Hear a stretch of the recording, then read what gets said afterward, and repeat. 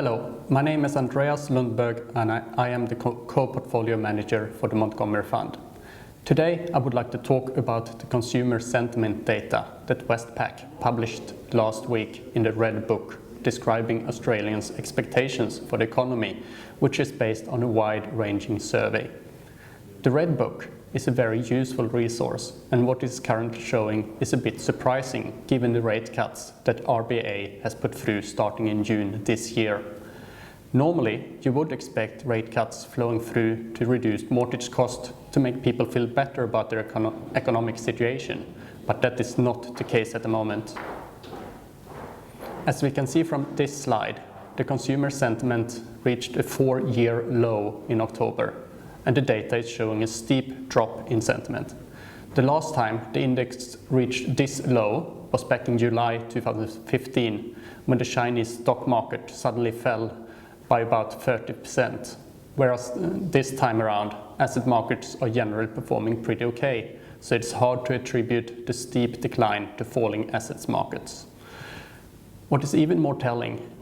is if we look at the middle graph on this slide, where the red line represents Australian households' sentiment towards their own family finances for the next 12 months, and where we're seeing a very steep drop in the curve. This indicates two things to me. Firstly, that Australians are looking through the positive impact that rate cuts have to their current cash flows, and instead of focusing on the underlying reasons for the cuts, which includes a weakening economy and a political hesitation to increase fiscal stimulus, as the Morrison government prefers to stick to the budget surplus target, which might have a negative impact on employment prospects in the future. Secondly,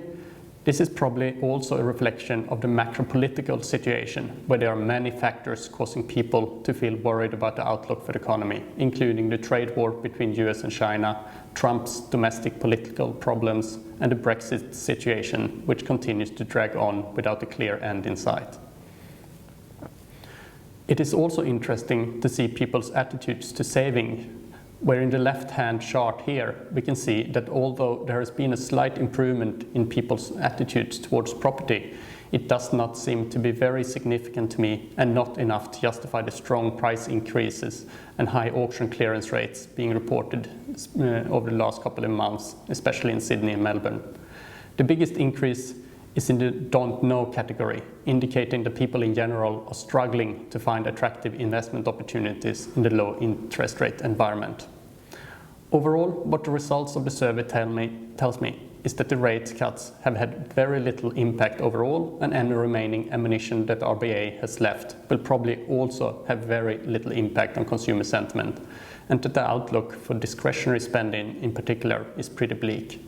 The Montgomery fund is positioned accordingly with very little exposure to discretionary spending, and is instead overweight offshore earners and non-discretionary spending companies like healthcare.